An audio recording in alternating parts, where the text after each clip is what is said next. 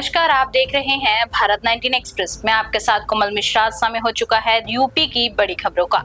शुरुआत करते हैं इस वक्त की सबसे बड़ी खबर के साथ।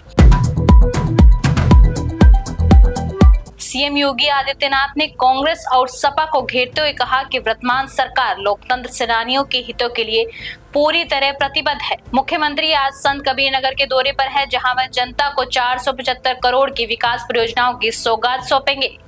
दूसरी ओर लखनऊ अग्निकांड के बाद कड़ा एक्शन लेते हुए पूरे यूपी के बेसमेंट में चल रहे अवैध कोचिंग सेंटरों को सील करने का अभियान शुरू कर दिया गया है। आज मुझे इन लोकतंत्र सेनानियों का सम्मान करते हुए यहां पर गौरव की अनुभूति हुई। उनकी अपनी पीड़ा है। उस समय के अत्याचार को उन्होंने अपने आंखों के सामने लोकतंत्र को बचाने के लिए, सरकार के मनमानेपन पर लगाम लगाने के लिए जेल की यातना सही। और इसीलिए प्रदेश में जब लोकतांत्रिक मूल्यों के प्रति समर्पित सरकार आई तो सरकार ने भी उन लोकतंत्र सेनानियों के सम्मान के लिए अपने कार्यक्रम को आगे बढ़ाया। आज मुझे बताते हुए प्रसन्नता है कि प्रदेश के अंदर हमारे 3780 लोकतंत्र सेनानी, 1461 उनके आश्रित हैं। आश्रित में लोकतंत्र सेनानी की पत्नी या उन पर आश्रित कोई एक व्यक्ति, इनको हम लोगों ने उसके साथ जोड़ा है। हम लोगों ने लोकतंत्र सेनानी की अगर दुर्भाग्य से मृत्यु होती है या उम्र के कारण, किसी बीमारी के कारण या किसी अन्य आपदा की चपेट में आता है और उनके उत्तराधिकारी यथास्थिति पति पत्नी को वर्तमान में हम लोगों ने व्यवस्था दी है। और 2018 से हम लोगों ने उनकी प्रतिमाह सम्मान राशि 20,000 रुपये प्रदेश के अंदर की है। 20,000 रुपये हम उन लोकतंत्र सेनानियों को उपलब्ध करवाते हैं। इसके साथ ही लोकतंत्र सेनानी या उनके उत्तराधिकारी यथा पति अथवा पत्नी में से जो भी हों, एक सहायक के साथ पूरे प्रदेश में उत्तर प्रदेश राज्य परिवहन निगम की सभी श्रेणी की बसों में निःशुल्क यात्रा की सुविधा भी उन्हें प्रदान की गई है। सपा अध्यक्ष अखिलेश यादव ने एक्स अकाउंट द्वारा लखनऊ अग्निकांड के बाद यूपी सरकार द्वारा अवैध बेसमेंट कोचिंग्स के खिलाफ की जा रही सीलिंग कार्यवाही का विरोध करते हुए इसे भ्रष्टाचार और उगाही का जरिया बताया है। उन्होंने कहा कि इससे लाखों छात्रों का भविष्य दांव पर लग रहा है और मांग की कि कोचिंग बंद करने के बजाय सुरक्षा मानक सुधारने का समय दिया जाना चाहिए। डिप्टी सीएम ब्रजेश पाठक ने अखिलेश यादव के बयान पर पलटवार किया है। आपको बता दें, उन्होंने कहा कि सपा मुखिया अपने समय के भ्रष्टाचार को अच्छे से जानते हैं और आस्था के केंद्रों पर बयानबाजी गलत है। ब्रजेश पाठक ने कहा कि रामलला आस्था के केंद्र है और देश की जनता सब समझती है। अपने जमाने के भ्रष्टाचार के सारे नियम कायदे पता है।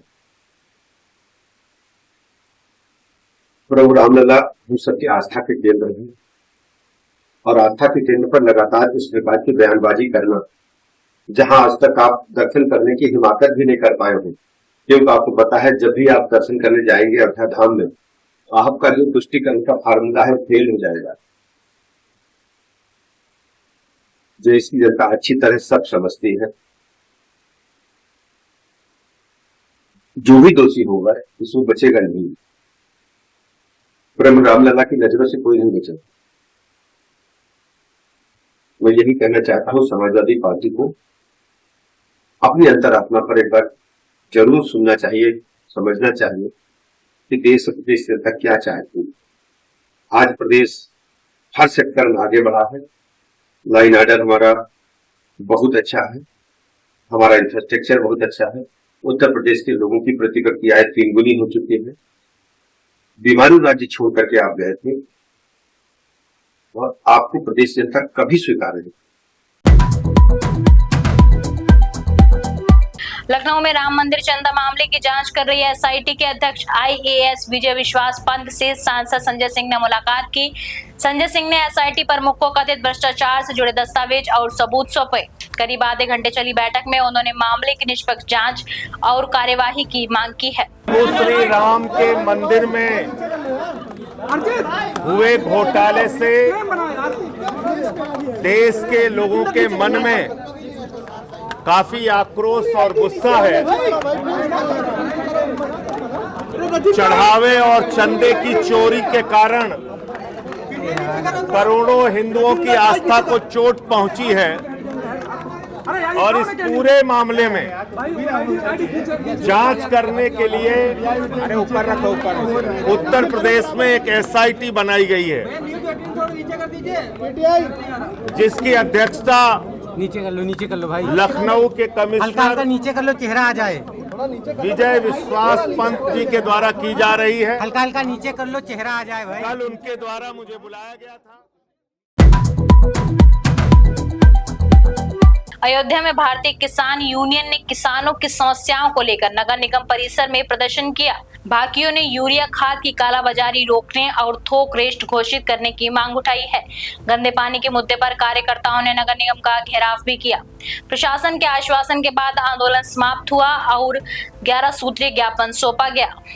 किसानों की 19 बिंदुओं पर समस्याओं को लेकर के जिलाधिकारी अयोध्या को 12 जून को ज्ञापन दिया गया था, वार्ता की गई थी। जिलाधिकारी के प्रतिनिधि मुख्य राजस्व अधिकारी को 9 जून को ज्ञापन दिया गया था और ज्ञापन देकर के समस्या समाधान करने की मांग की गई थी। उसी समस्या में यह बात भी स्पष्ट किया गया था कि अगर 23 जून तक हमारी समस्याओं का समाधान नहीं होगा तो 24 जून को हम किसान महापंचायत करेंगे। आज हमारी किसान महापंचायत नगर निगम के कार्यालय में अपराह्न 11 बजे से शुरू हुई है और 11 बजे तक जो भी सक्षम अधिकारी कुछ पहुंचे हैं, लेकिन हमारी समस्याओं का समाधान जिस तरह से होना चाहिए वो नहीं हो पाया। तो हम सारे लोग प्रदर्शन करते हुए कलेक्ट्रेट को जा रहे थे। रास्ते में फिर नगर मजिस्ट्रेट महोदय ने हमारे एक देश के प्रधानमंत्री को संबोधित 11 सूत्रीय ज्ञापन उन्होंने प्राप्त किया है। आज का जो ज्ञापन है जो देश के प्रधानमंत्री को सौंपा गया है, उसमें मुख्य रूप से यह है कि भारत अमेरिका ट्रेड डील जो होने जा रहा है वो पूरी तरह से समाप्त किया जाए। अगर बहुत आवश्यक है उसमें कृषि को, डेयरी उद्योग को और पोल्ट्री फार्म को उसमें शामिल न किया जाए, हमारी ये मांग है। इसी प्रकार से 11 बिंदुओं की समस्याएं हैं, जिसमें एक हम लोगों ने नई मांग जोड़ी है जो राम जन्मभूमि मंदिर में चढ़ावा चंदा चोरी हुआ है और जो भूल घोटाला हुआ है उसकी जांच उच्च स्तरीय करने की मांग की गई है, एफआईआर दर्ज करने की मांग की गई है। और मैं देख रहा हूं कि यहाँ सारे लोग चोर ही चोर बसे हैं। तो ऐसी स्थिति में इस मंदिर की पूरी व्यवस्था सेना को देने की मांग हम लोगों ने किया है। इस प्रकार से 11 बिंदुओं की समस्याओं का ज्ञापन माननीय प्रधानमंत्री को संबोधित नगर मजिस्ट्रेट अयोध्या को सौंपने का काम किए हैं।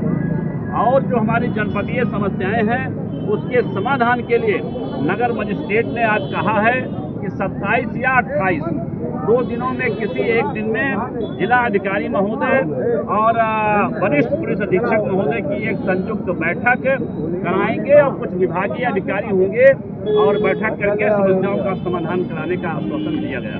क्या नाम आपका? घनश्याम वर्मा, राष्ट्रीय महासचिव, भारतीय किसान यूनियन। बीजेपी कार्यकर्ता डॉक्टर रजनीश सिंह की शिकायत पर अयोध्या प्रशासन ने कहा है कि मामले की जांच एसआईटी कर रही है, इसलिए फिलहाल अलग जानकारी देना संभव नहीं है। वहीं डॉक्टर रजनीश सिंह ने कहा कि उनका उद्देश्य आरोप नहीं बल्कि मंदिर व्यवस्था में पारदर्शिता लाना है। देखिए, मैंने आदरणीय प्रधानमंत्री जी को जो पत्र लिखा था उसमें यह मांग की थी कि विपक्ष के द्वारा लगातार एक नैरेटिव फैलाया जा रहा है, जिसमें विपक्ष कह रहा है कि राम मंदिर में चढ़ावे की कथित तौर पर चोरी हो गई है। आप भी जान रहे होंगे 2024 में जब लोकसभा का चुनाव चल रहा था तो यही विपक्ष था जिसने एक आरोप लगाया था भारतीय जनता पार्टी के ऊपर कि अगर अब की बार ये तीसरी बार सत्ता में आ गए तो देश में संविधान बदल जाएगा और आरक्षण खत्म हो जाएगा। और भारतीय जनता पार्टी उस टाइम पे आपको याद होगा कि 400 का लक्ष्य लेके चली थी। 400 का लक्ष्य हमारा नहीं पूरा हुआ, हम 240 में अटक गए। इसका कारण, सबसे बड़ा कारण जो मैं समझता हूँ, जितनी मेरी राजनीतिक समझ है उसमें सबसे बड़ा कारण विपक्ष का एक नेगेटिव नैरेटिव और वो प्रोपोगंडा था, जिसमें उसने आरोप लगाया था कि अगर भारतीय जनता पार्टी तीसरी बार सरकार में आई तो आरक्षण खत्म हो जाएगा और संविधान बदल जाएगा। इससे बड़ा दूसरा, इसीलिए मैंने प्रधानमंत्री जी को पत्र लिखा कि उत्तर प्रदेश समेत 5 बड़े राज्यों में विधानसभा चुनाव होने हैं, जहाँ पे पंजाब में आम आदमी पार्टी की सरकार है, जिसके मुखिया अरविंद केजरीवाल हैं, उनके द्वारा, उनके नेता संजय सिंह के द्वारा, और समाजवादी पार्टी जो उत्तर प्रदेश की प्रमुख विपक्षी पार्टी है, फिलहाल वो है कहने, लेकिन प्रमुख विपक्षी दल वही है, तो उनके द्वारा, इन्हीं 2 नेताओं के द्वारा लगातार, और कांग्रेस के द्वारा भी, क्योंकि वो सहयोगी हैं सबके, इन तीनों के द्वारा राम मंदिर ट्रस्ट के ऊपर एक अनर्गल कथित तौर पर जो आरोप लग रहा है, उसका पारदर्शीकरण होना बहुत जरूरी है। अगर प्रधानमंत्री जी इसमें पारदर्शिता नहीं आई और इसकी जांच आप प्रॉपर एजेंसी से नहीं कराए, तो कहीं ना कहीं विपक्ष इस नेगेटिव एजेंडे का इस्तेमाल अपने चुनाव में और चुनावी लाभ के लिए करेगा। मैंने यही मांग की थी प्रधानमंत्री से, इसकी जांच करा लीजिए, दूध का दूध पानी का पानी कर दीजिए, नहीं विपक्ष इसका जो है नेगेटिव, इसका फायदा जो है चुनाव में लेगा। वाराणसी से देश की पहली hub and spoke model air connectivity सेवा शुरू हो गई। आपको बता दें, केंद्रीय नागरिक उड्डयन मंत्री राममोहन नायडू ने सेवा का शुभारंभ किया है। अब विदेश जाने वाले यात्रियों का कस्टम, इमिग्रेशन और baggage check in Varanasi airport पर ही हो जाएगा। वाराणसी में मुहर्रम को लेकर पुलिस प्रशासन अलर्ट हो गया। आपको बता दें, संवेदनशील इलाकों में पैदल मार्च किया गया। नई परंपरा, अस्त्र शस्त्र प्रदर्शन और तेज आवाज वाले डीजे पर पूरी तरह प्रतिबंध लगाया गया है। प्रशासन ने कहा कि जुलूस पारंपरिक रूट से ही निकलेगा, नियम तोड़ने वालों पर कार्यवाही होगी।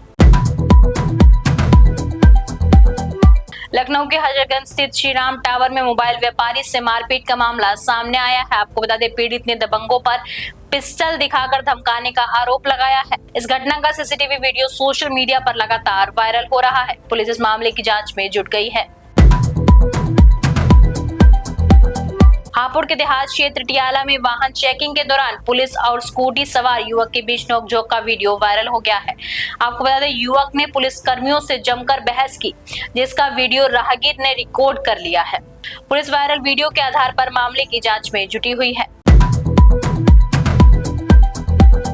लखनऊ के अलीगंज अग्निकांड के बाद बहराइच में प्रशासन ने कोचिंग सेंटरों और व्यावसायिक प्रतिष्ठानों पर कार्यवाही तेज कर दी है। दमकल और पुलिस की संयुक्त टीम ने कई संस्थानों में छापेमारी कर सुरक्षा व्यवस्थाओं की जांच की। इस निरीक्षण के दौरान कई जगह गंभीर खामियां मिलने पर नोटिस जारी करते हुए संस्थानों को तत्काल बंद करने के निर्देश दिए गए हैं। जॉइंट इंस्पेक्शन किया जा रहा है, जिसमें सीओ सिटी साहब हैं, एसडीएम साहब हैं, डीआईओ साहब और हम हैं। आज हम लोगों ने टोटल लगभग 7 लाइब्रेरी की चेकिंग की। सातों के सातों लाइब्रेरी बंद पाए गए। एट प्रेजेंट सारे बंद पाए। कोचिंग सेंटर कुछ चल रहे थे, जिसको हम लोगों ने एट प्रेजेंट खाली करवा दिया गया। जब तक सारे मानक पूरे नहीं हो जाते, उनके संस्था द्वारा बताया गया कि वो चलाएंगे नहीं। एट प्रेजेंट चल रहा है। वाराणसी के दुर्गाकुंड स्थित पैनासिया हॉस्पिटल के खिलाफ परिजनों ने चिकित्सीय लापरवाही का आरोप लगाते हुए प्रदर्शन किया। पीड़ित परिवार का आरोप है कि ऑपरेशन के दौरान लापरवाही के चलते उनकी मां को लंबे समय तक स्वास्थ्य समस्याओं का सामना करना पड़ा। परिजनों ने मामले की निष्पक्ष और उच्च स्तरीय जांच के साथ दोषियों पर कार्यवाही की मांग की है। उन्होंने आरोप लगाया कि शिकायत के बाद भी उन्हें न्याय नहीं मिला और मामले को दबाने का प्रयास किया गया है। परिवार ने चेतावनी दी है कि जब तक जांच और कार्यवाही नहीं होती, तब तक उनका शांतिपूर्ण आंदोलन जारी रहेगा। जी, मेरा नाम शुभम सिंह है और जी मैं ये मेरी माता जी हैं, इन्हीं के लिए मैंने प्रेस कॉन्फ्रेंस रखाई। इनका ऑपरेशन हुआ था 2.5 साल पहले और इनके पेट में डॉक्टर द्वारा डीजी स्टैंड डाला गया था। वो उन्होंने ना निकाला, ना मुझे बताया और ना मुझे लिखित दिया। ये हॉस्पिटल दुर्गाकुंड पैनासिया हॉस्पिटल में हुआ। डॉक्टर का नाम आशुतोष मिश्रा जी है। हम लोगों ने शिकायत पहले तो सीएमओ के यहाँ 3 बार हम लोग सीएमओ साहब के यहाँ दिए। उसके बाद भेलूपुर थाने पे हम लोग कंप्लेन किए सीएमओ साहब के यहाँ से। फिर उसके बाद हम लोग डीएम साहब के यहाँ 3 बार दिए। उसके बाद जो है हम लोग पीएमओ ऑफिस में दिए। हर जगह हम लोग को देने के बाद हम लोगों का कहीं सुनवाई नहीं हुआ, कहीं कुछ नहीं हुआ। हम लोग तब जो है आप लोगों का समर्थन चाह रहे हैं, सपोर्ट चाह रहे हैं कि आप लोगों को कम से कम न्याय दिलवाइए। आशुतोष मिश्रा जी है, लेकिन ऑपरेशन जो है डॉक्टर विनीत ने किया। डॉक्टर विनीत ने किया। डॉक्टर विनीत से जब हम लोगों ने हॉस्पिटल में, जब हम लोगों को इसकी जानकारी पता चली है, तो हम लोग जाके हॉस्पिटल में उनसे बात करना चाहे। तो जो उनके थे इंचार्ज, वो बोले कि मैम इतने दिन आप लोग कहाँ थे। तो भाई पेशेंट को जब बॉडी में प्रॉब्लम होगा तब तो हमें पता चलेगा। उनके जब बॉडी स्वेलिंग होने लगी तब हम लोग को पता चला। हम लोग पहले दुर्गाकुंड हॉस्पिटल में ले गए, गवर्नमेंट हॉस्पिटल में ले जाने के बाद वहाँ के डॉक्टर ने कहा कि कुछ टेस्ट कराइए। पहले सीबीसी वगैरह हुआ, ये सारी चीजें हुई। उसके बाद उन्होंने अल्ट्रासाउंड कराया और सिटिंग यूरोलॉजी उन्होंने कहा। तो अल्ट्रासाउंड और सिटिंग यूरोलॉजी हम लोगों ने BHU हॉस्पिटल में कराया। ठीक है, तो वहाँ कराया तो उन्होंने रिपोर्ट में ये निकला हुआ है साफ तरीके से, ये पेट में ये वायर, ये डीपी स्टेंट इन्होंने डाला हुआ है। ठीक है, ये हो गया। देन ये डिस्चार्ज पेपर है इनका। डिस्चार्ज पेपर में ये लिखे हुए हैं कि PCNL से डीपी स्टेंट इनके पेट में है, लेकिन क्या इस चीज के नीचे कहीं भी ये लाइन लिखा हुआ है कि इसको रिमूव करना होता है? हम लोग आम पब्लिक, हम लोग घर चलाने वाले उतने पढ़े लिखे नहीं होते, मेडिकल लाइन के बारे में हम लोग को उतनी नॉलेज नहीं होती। अगर ये कहीं नोट नहीं करेंगे तो हम लोग को क्या पता चलेगा?